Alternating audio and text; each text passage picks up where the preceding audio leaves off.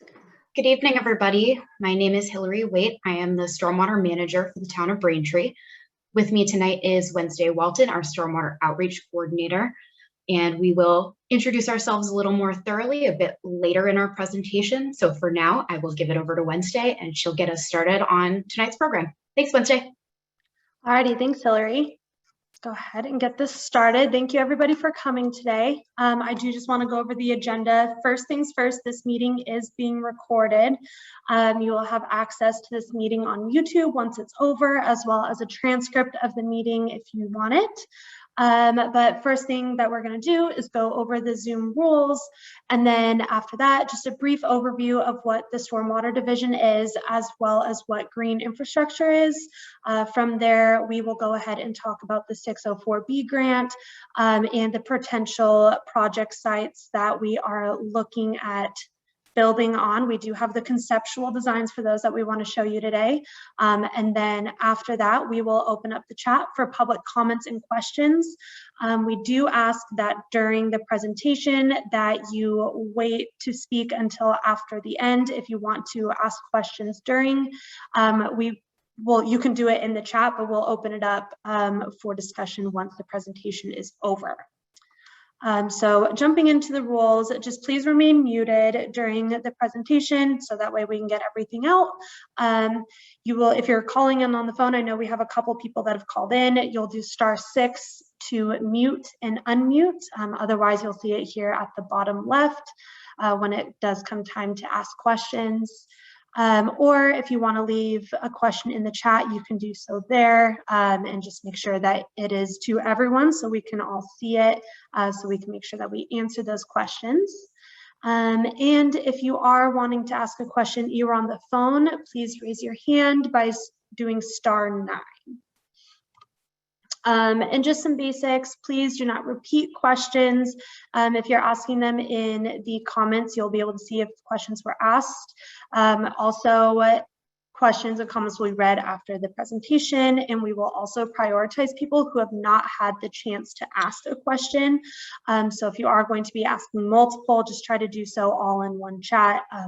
So then that way we can answer your questions and then move on to the next person.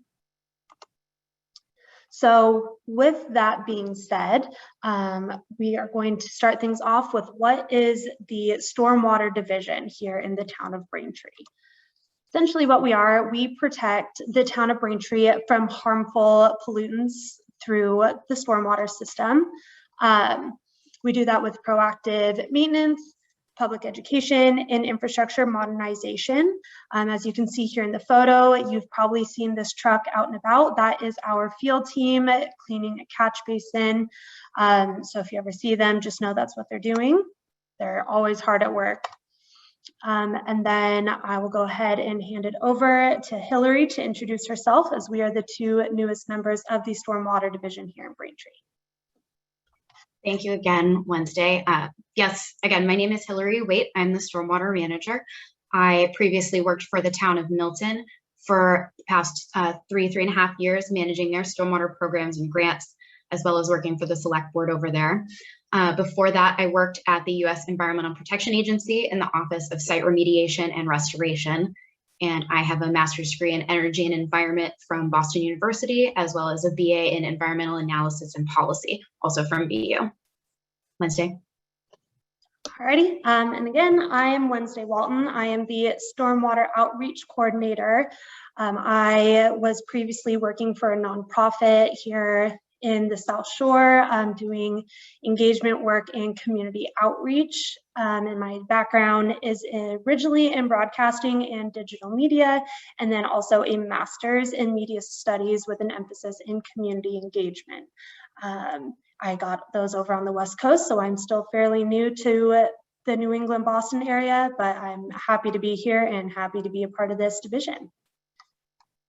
So with that being said, part of what we have with the Stormwater Division is our official outreach mechanism, which is Clean Water Braintree. You can find us on Facebook, Instagram, and Twitter. That way you can keep up with any events that we have going on, any projects that we are doing, as well as just general educational pieces that we are trying to get out there to the community. We also have our official reporting system, which is seeclickfix.com/report. So if you have any issues with your catch basins, any flooding, anything like that, you can report all of that instantly to SeeClickFix. You can also report things like potholes, broken branches, if there's a coyote in the area, an animal in the road, all of that can be reported through there as well. So it's not just for stormwater, but for the entire town. So that's the main ways to get information from us aside from email and phone in our office. So part of why the Stormwater Division is here is because the Braintree water bodies have failed state water quality standards. So when these reports came out, it was a federal mandate that we did have to have a Stormwater Division. And the non-point source pollution is the primary cause of these issues. So that just means that there is an excess of bacteria, excess nutrients, and sediment in our waters. Non-point source pollution is essentially, as you can see here in this graphic, anything that comes from when it rains, snows, any type of storm, hits different surfaces, whether it's in a forest, a cropland, animal feedlot, suburban development, or city streets, and then it flows off of things like roofs, gutters, streets, curbs, and then into our water bodies. So for example, a lot of that gets dumped into places like the harbor or in the Manatequit River here in Braintree. And it does so through our storm drains and outfalls. As you can see here, this is what it would look like at Sunset Lake. You have a storm drain that has trash on it. When the water comes in, it drains into these outfalls that go directly into Sunset Lake. And it isn't just the trash that goes in, it's also going to be, like I said, the bacteria, excess nutrients, and sediment as well. And Hillary put it really well a couple days ago when her and I were talking about this, but what you can't see is worse than what you can. So a lot of times people don't realize that a big part of that non-point source pollution is a lot of the things like the bacteria and the nutrients that is coming from water that's draining into these outfalls. So what is green stormwater infrastructure and how is that going to help us solve these problems? Green stormwater infrastructures, or GSIs, are the use of natural and low impact technology to capture and treat stormwater on site. So what it does is it captures that stormwater, captures that pollution, the bacteria, the sediment, and processes it in a natural way before it enters the water bodies. So what you can see here on the image on the left is a rain garden that we have at Sunset Lake. You've probably seen this one, not only at Sunset Lake, but a handful of others like it in town. And so what it is, it's essentially a depression of a garden that has soil in it that helps soak up that water, soak up a lot of those pollutants, and then it has a filtration system underneath it and it absorbs that rather than it just dumping straight into the water. So it's a natural way of clearing out a lot of those pollutants. In the GSIs, they help with nuisance flooding, polluted runoff, and water quantity, but they also provide other benefits such as aesthetics and increase in shade, soil health, wildlife habitats, educational opportunities, and it also does increase the home value because when your environment is better, it does increase the value of your home as well. So just a couple things to keep in mind when you're thinking of these, because it's not just a big structure like a big metal structure or a treatment plant or something like that. It is a natural and appealing structure that we would want to put into the community here. So with that being said, I will hand it off to Hillary to go over the 604B grant and the different sites that we have. Thank you again, Wednesday. As you just alluded to, this project that we're about to discuss was funded through a 604B grant through Mass DEP and the U.S. Environmental Protection Agency. It's a water quality management planning grant, and it helps us to study sites in town, find opportunities for green infrastructure, and then create conceptual designs for those projects so that we have those in our pocket when it's time to build something, whether because we have the funding, because we're already doing construction in this site. There's a lot of good reasons to have these readily available to go. So what we're about to show you is conceptual designs for 7 sites in Braintree. These sites were evaluated along with almost every town-owned parcel of land, and we looked at the areas with the best potential to treat stormwater, the most appropriate site accessibility for construction, and potential for educational opportunities, narrowing it down to these 7 sites. They're the same sites we presented in January if you were at our January meeting, but now we have those conceptual engineering designs that we'll show you as we go through. And I want to say one more time, these are just concept designs. There's a lot more designing that needs to happen before we get to construction. So if you have feedback, now is a great time to give it, because these aren't promises, they're just ideas. But they're pretty solid ideas. We know that they would work at these sites. We're just ready to move forward and hear from the public about them. So those sites are these 7.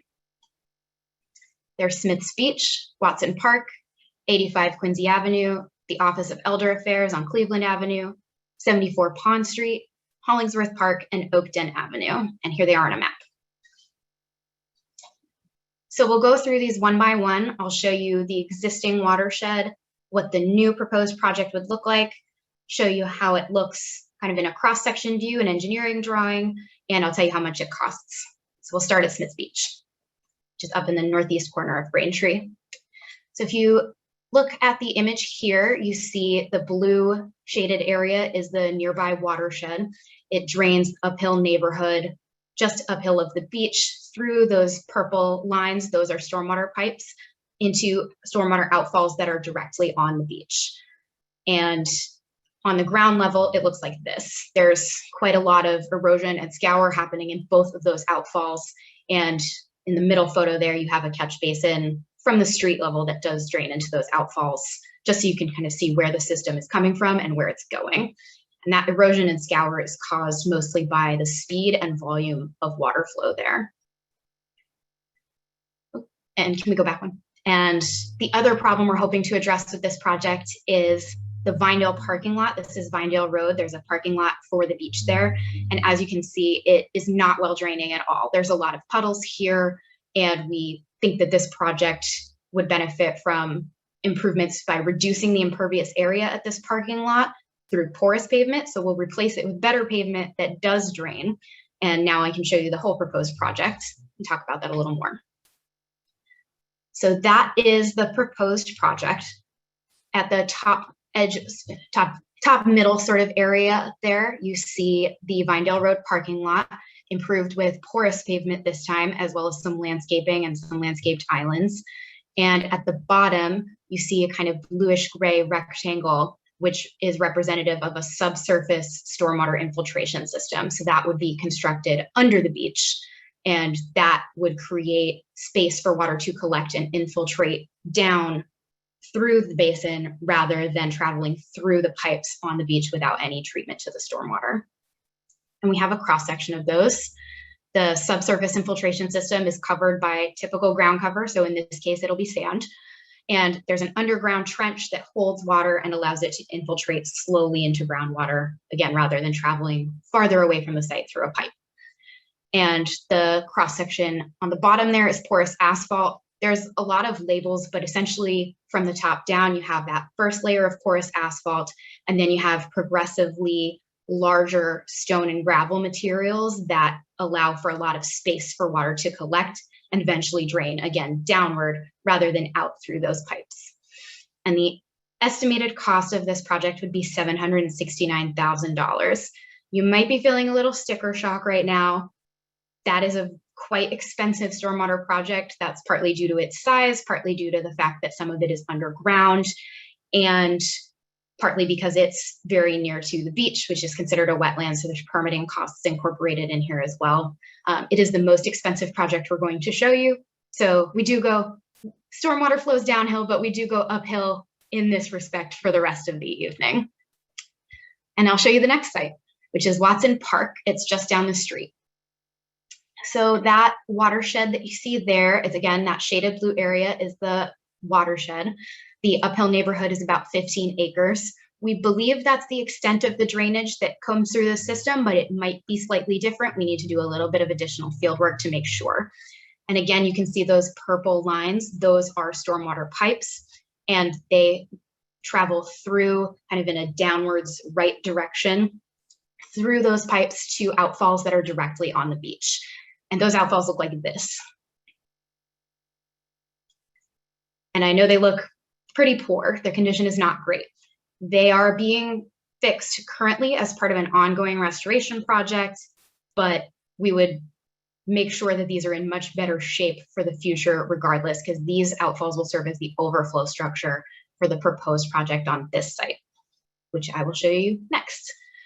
So this picture can be a little busy. We'll start from the bottom, and I mean that literally from the farthest underground to the topmost layer of what we're looking at. You can see another grayish blue rectangle. That's representative of another underground infiltration system. Above that is a rain garden or a bioinfiltration basin that is designed to build additional capacity for stormwater, and in this case, to also be an aesthetic benefit in that it is a planted garden. It's nice to look at, as well as capturing more stormwater and treating more stormwater instead of passing it through those pipes untreated, again, into the Manatequit River. And one thing I want to highlight for infiltration and for this project is we are hoping to mimic natural structures, but at their most efficient level. So here you have a cross section of the whole structure. At the bottom, you can see that infiltration system. That's the engineered part. At the top side, you can see a layer of sand. Above that is well-draining soil in which we would plant native plants. That will be aesthetic, easy for us to maintain. And you can also see there, you've got some suggested plants. So as we go, you'll see a lot more images that look like this, but this is the only area, this is the only proposed project where we combine that engineered infiltration system with the bioretention basin on top. From here on out, we're getting simpler. We're going to do just bioretention at some of the next sites. And the price tag for this one at Watson Park is $536,000.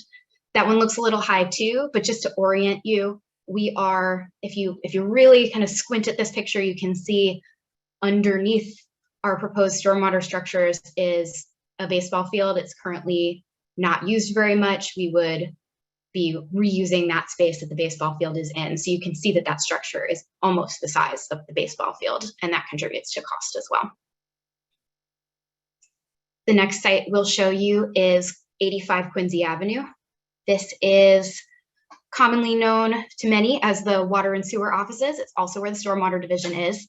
And you can see that large white structure is the building, and those other smaller white structures that are all lined up are boats. That's the Braintree Yacht Club next door. And the watershed for this project is just that immediate area. That shaded blue rectangle is the drainage area for this project. And it's difficult to see, I'll show you on the next slide, but there's quite a significant grade change on this property from the top side of the parking lot to the bottom. You can see it in that left-hand image. There's a pretty sloped hill, and then water kind of sheets off at the southern end of the parking lot, which you're looking at in this second photo. The proposed project is a bioretention basin on the west side of the parking lot. So we've zoomed in just a little bit in this picture. And that structure would treat stormwater rather than just depositing it off the paved area without any treatment. A grassed swale is that long green structure at the top, and that would be used as a shallow channel to direct water from the parking lot directly into the basin. There's also kind of a grayish circle there you can see, and that is a gravel or sediment forebay designed to slow the flow of water as it comes into the basin. These are all just additional structures for us to control the speed at which water is coming into these structures so that they maintain their structural integrity as long as possible without needing constant maintenance or replanting or anything like that. You also can see it kind of in the bottom right of the basin itself. There's another gray structure. That's an overflow area. again, that's designed so that we can control the direction of overflow, so we know where it's going to go should the basin overtop. And this is a cross-section of this particular basin. This one is unique compared to our other projects. At the bottom, there's a PVC under drain to control overflow. Above that is pea stone or crushed stone, then sand, then again, our friend well-draining soil that we put native plants in. And again, this is a slightly different system, but the impact is the same. We're trying to use engineered systems to mimic a natural system. And the price tag on this one is a little bit easier to swallow. It's $48,000 to design, permit, and construct. These are all estimate prices, by the way. We don't know if this will be the case when we actually construct the projects, but these are estimates based on today's construction costs. The next site is the Council on Elder Affairs property, and that is on Cleveland Avenue. You can see Cleveland Avenue kind of bisecting the photo here. The watershed includes the impervious area on the Elder Affairs site, as well as part of Cleveland Avenue and a little bit of Harrison Avenue as well. All of those are outfalling through those purple pipes to the left, right off of the image. You can't see it, but just on the off side of the image there is the Manatequit River. So this water is coming straight off the street into a pipe, not getting treated as it travels through the pipe, and then dropping straight into the Manatequit. So that's not ideal. Just to orient you to the site, there's some paved area, there's some grassed area. The slopes there are pretty gentle. It's already, quite a nice space and quite a nice parking lot, and we have some proposed, what we believe to be improvements.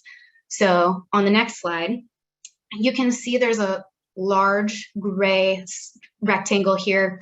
That is where we have already planned to pave. We're paving some more area at the Council on Elder Affairs in the fall. It's just a fact that they need more parking space over there. So there's going to be more parking there soon either way. What we have proposed is to, while we, either after we add or perhaps at some future point, add that parking area, we would add a large bioretention basin at the base of the property. At the base, there's that basin. It has a gravel forebay, again, to control the incoming flow. And we would redirect existing drainage into that basin. And we would also construct landscaped islands. You can see those in the middle of the parking lot, and another grass swale on the left-hand side to help direct water into that larger basin structure. This landscaping, again, reduces heat island effects, so you don't have that parking lot that's covered in pavement just sitting there baking on a hot day. You have some plants that help with air circulation. And here's the cross-section of that basin. This is, again, very similar to what we showed you before, soil on top, well-draining materials underneath, but you can also see an overflow structure in this photo. It's shaped kind of like a beaker, and that would be connected to the existing drainage. So if for any reason the basin was too full, we had a month like this past July, we would still have a way for stormwater not to overtop the basin and flood the parking lot. Instead, it would just overtop into that overflow structure, and stormwater would travel out through those outfalls. And the estimated price for this project is $173,000. That doesn't include the planned paving project. It's $173,000 just for the basin and the landscaping. And the next one I'll show you is 74 Pond Street. And we're traveling at quite a clip, but bear with me. The watershed for this project is the immediate 74 Pond Street property. We chose not to include 90 Pond Street, which is directly to the left there in the image, because we're not sure what the town's future outlook for that parcel of land is. They're two separate parcels of land. So we wanted to make sure there would be no issues about ownership or construction. So we kept our project over on the 90 Pond property that we know we want to invest in. So currently that drainage there enters existing catch basins on the bottom edge of the parking lot, but those catch basins aren't actually connected to any drains. They are just meant to leach water into the ground on their own. And they generally don't have the capacity for this parking lot. There's puddling there. They're a little bit sunken in. They're not in the most tip-top shape, I would say. And on the ground level, you can see the parking lot does slope towards those basins. So we have suitable conditions to route stormwater in this direction, but just not the best system yet. Off the back of the parking lot, there's more sloping down into a wetland, so we can take advantage of that with the shape of this structure. And now you can see the structure. It's another infiltration basin. It's just like the one we just showed you, but smaller scale for slightly smaller property. And we would replace the existing catch basin, add a new one a little bit to its east, and we would route all of that drainage. We would actually connect them to pipes and route all of that drainage into the infiltration basin. That basin would be sized to accept drainage from roof connections and the rest of the parking lot if the town would want to make those connections in the future. And the price tag on this one, I'm not going to show you another cross section because you've seen this one already. So the price tag on this one is $105,000. The next project we're looking at is Hollingsworth Park on the west side of Braintree. It's also off of Pond Street. And that is the immediate watershed for this project. It includes the uphill impervious area from roads and parking at the park. And you can also see an existing drainage channel there. Wednesday's helpfully circling it. You can also see that we're quite close to Lake Street here. And we're hoping that this project can address some problems at Lake Street that I'll show you in a couple of minutes. So first I'll show you the drainage at Hollingsworth Park on the ground level. You've got pavement, it's concave on purpose to concentrate stormwater runoff. There's actually a pipe in one of the speed bumps. That's all on purpose. We do that so we can control the direction and flow of stormwater. And we currently direct it off of the pavement into that drainage channel we just showed you. But as you can see where it leaves the pavement, it's eroding because it's coming, again, in too heavy a volume and too high a speed. So that's bringing a lot of extra sediment out of where it should be and into the wetland area that it doesn't need to be in. And here's what Lake Street looks like. It has a similar problem. This is the same drainage channel, but on the other side of it off of Lake Street. And what you see is you have a lot of excess silt and sediment that's come from Lake Street. It gets picked up by stormwater, brought overland, and dumped in this wetland area. So it's just very grimy is the best word I can describe it as. It's very grimy back there. So what we'd like to do at this site is formalize that existing drainage channel in a wetland by creating a grassed swale. The swale helps filter sediment, bacteria, and nutrients the same way that the wetland does, but we have support structures. There's a trench drain. There are some stone check dams in there that you can see. That's what those gray stony lines are. And a sediment forebay or a gravel forebay, again, at the top to help slow that flow and prevent erosion within this area and particularly within the swale itself. So I want to show you this cross section, even though it's a little bit less layered than our previous ones. A swale is essentially a really well-engineered ditch, and that's what we're proposing here. We want to create an area that stormwater is already going, but formalize it into this spot so that we can treat the stormwater on its way into the wetland rather than using the wetland as a dumping ground for pollutants. And the price tag on this one is $59,000. So that feels a little bit better. The next site, and this is the last one, is Oakden Avenue. The watershed for this site includes some of that uphill area of Cardinal Court as well as Oakden Avenue, and all of it drains into 3 outfalls off of Oakden Avenue into the town forest. So it's coming through pipes into the wetland, and the ends of the outfalls right now look like this. These ones aren't in great shape either. We intend to clean these up no matter what happens going forward, but these 3 outfalls, they need some help, and we would consider that part of the project if we did this project, because we're going to keep these outfalls as overflow structures. So the proposed project itself is pretty simple. We would construct filtration trenches on either side of the road. Those would accept the bulk of stormwater and treat it through filtration rather than having it just run off the road into the wetland untreated. And it's important that I say that that wetland is town forest, it's Braintree Town Forest, but it's also designated by the state as an area of critical environmental concern, which just means that exactly that. It is a protected conservation area that we want to work really hard to keep as pristine as possible. And the last cross section is a filtration trench. Again, it's a trench. It's a smaller ditch. It's a lot like the swale I just showed you, but it's engineered with well-draining materials so that it's doing its best potential work as a stormwater control structure. And the price tag on that project is estimated at about $160,000. So with that, that's those 7 sites. Now you can see them with their estimated construction and permitting costs. I should have stated earlier, and I'll state now, the cost incorporates the cost to bring these designs to final designs. As I said, they're just concepts now, so we would bring them all the way to a final engineered design. We would permit the projects as necessary. A lot of them obviously require permission from the Conservation Commission or other town entities so that we can make sure that we're respecting the boundaries of the wetland, even as we construct very close to them. And it would also include construction costs. So design, permitting, and construction are all included in these estimated costs. So we are going to open it up to questions from you all. Before I do that, I want to answer some of the FAQs that we've been hearing about these in recent weeks. First, which of these are we going to build? That's the most common question I get. Which ones are you going to build? There's 7 of them. So at this point, we're just looking to see which ones have public support or maybe which ones lack public support. So if you really like one, you should let us know. And again, these are just conceptual designs. So if you see something that you like but you would want to change, this is a great time to tell us, because there's probably going to be changes to these projects before they're designed and before they're completed.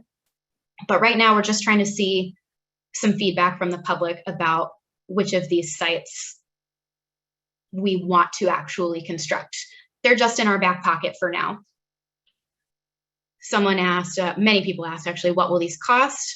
We've been over that, but now you can see in the image the full range. It really does vary quite a lot based on a lot of factors, things like permitting, things like the size of the project. So the range is pretty wide, from 48 to 769,000. Folks have asked who will maintain the structures if they're built. That's us, the Stormwater Division.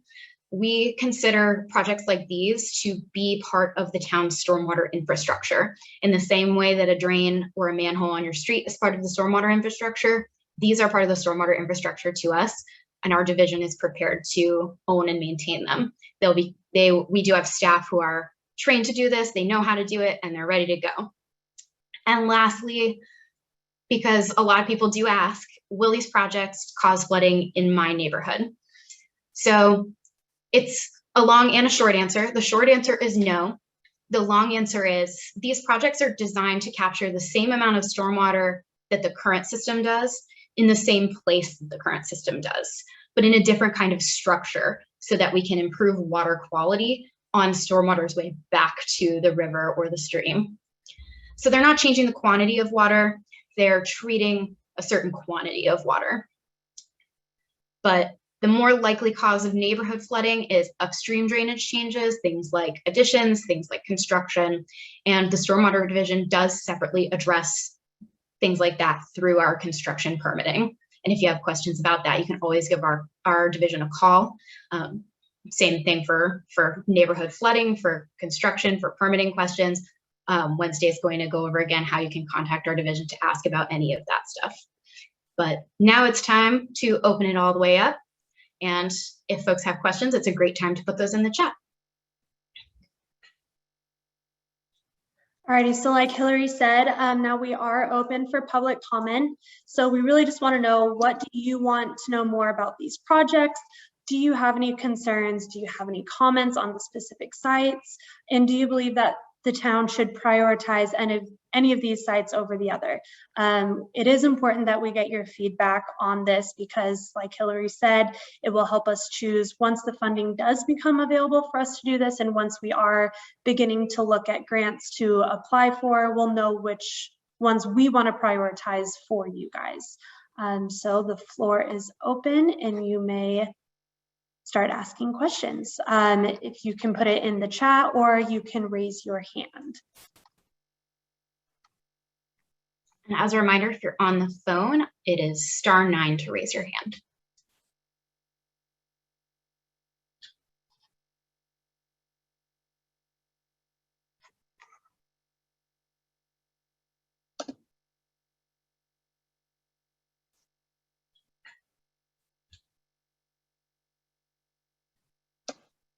Alrighty, so it looks like Rob has the first question. Will the Smith Beach project fix the outfall with the broken manhole that is eroding the beach? Can you include check valves for the proposed stormwater system at Smith Beach for sea level rise?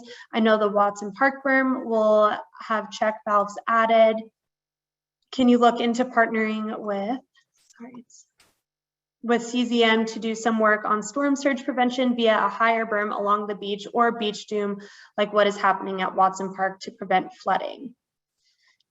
Have you considered just putting an underground basin and infiltration system at Watson Park so the fields can still be used rather than a surface rain garden?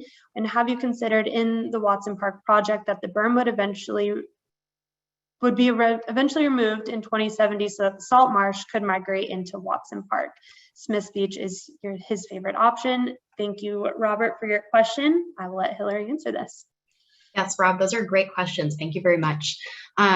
First question, will the Smith Beach project fix the outfall with the broken manhole?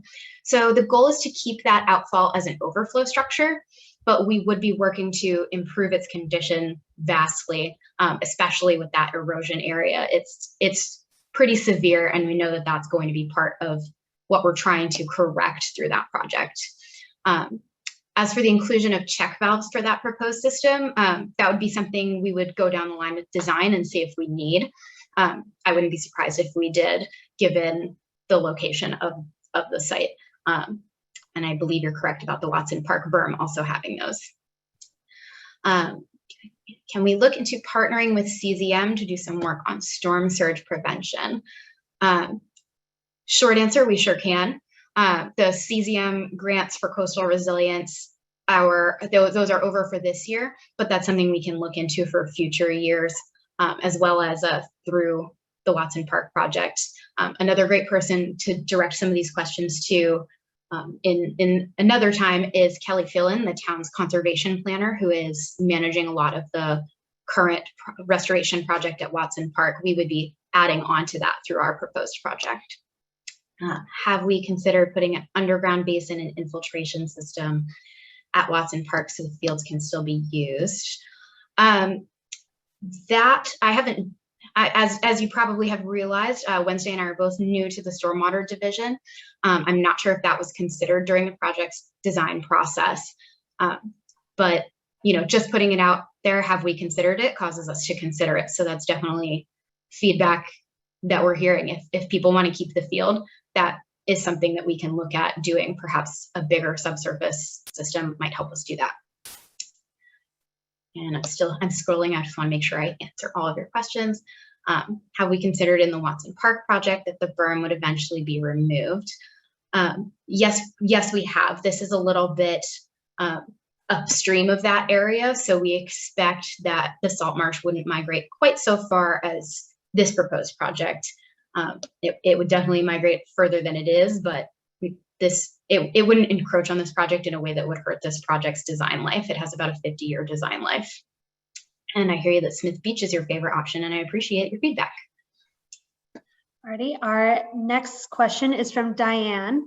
Diane says, I like all of the sites, but since I live in East Braintree, I particularly like sites 1 through 3.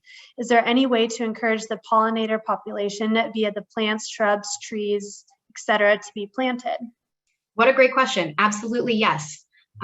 This is a common strategy for green infrastructure to select not only native plants, but plants that have pollinator benefits. So we could definitely consider Braintree's bees, maybe Braintree's bats. I don't believe bats actually live in Braintree, but I think they're as important to mention in the pollinator conversation. So when we start thinking about plantings, we will definitely think about pollinator support. Does anyone else have any other additional questions?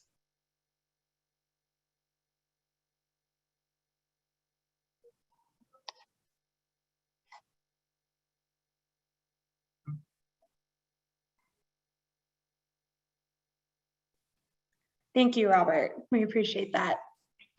I don't know if you saw the comment in the chat. Thank you. I did. Thanks very much, everyone, for attending. Yep. Seeing no other questions, we're ready to close it out. But Wednesday, if you want to give one last plug for how folks can contact us if they need to or want to? Yeah, of course. So I know that another question that we do get a lot of when people are calling in and asking us, what can they do to help? How can I help the flooding? How can I help the stormwater? One thing is report everything you see. The best way to do that and the most immediate way to do that is, like I said, through clickfix.com. It is an instant report. It sends it directly to our town emails, and it lets not only myself know, but Hillary as well. And then if it is affecting any other departments, it'll let those department heads know if there is an issue. So clickfix.com/report is an awesome way to let us know if there's an issue with the catch basin, if you're having issues with clogging, flooding, anything like that. And then also, we are doing a new Adopt a Storm Drain program. We are actually the first town in the state of Massachusetts to be starting this program, and we are very excited about it. We started in May. It's super low maintenance. It's very low ask as well. Essentially what you do is you can choose 1, 2, 3, 7, however many storm drains you want that are in your neighborhood. And it's only a once a month ask to go out and clean the top of it, just rake it off like you can see in this picture here, sweep it off, and then report how much debris and like whether it would be trash or sand, sediment, leaves, etc. How much did you take off of that? And what it does is the Adopt a Drain program sends us those numbers back. It sends us how many pounds was sent from each neighborhood, and that neighborhood is connected to the watershed, so we know what kind of pollutants are an issue in each watershed, and then also in the town in general. So we're super excited to have that be kicked off. And we have actually collected, actually not us, but the community members of Braintree, so your community members have collected over 30 pounds of debris just since this soft launch in May. So those are the two biggest ways that you can help the community, help yourselves, and also help us as well. And also, like I said, follow us on Facebook, Instagram, Twitter. We're always putting up educational information about what you can do to keep your stormwater clean. Also about any events that we have going on or programs in town. And if you do have any further questions or comments and you'd like to get a hold of us, you can give us a call at 781-794-8947, or you can send us an email. We've included my email here, which is wwalton@braintreema.gov. So if you do need to get a hold of us, that is the easiest way. Otherwise, thank you everyone so much for coming. We do appreciate it, and we hope to hear from you soon. Thank you, everybody. Have a good evening.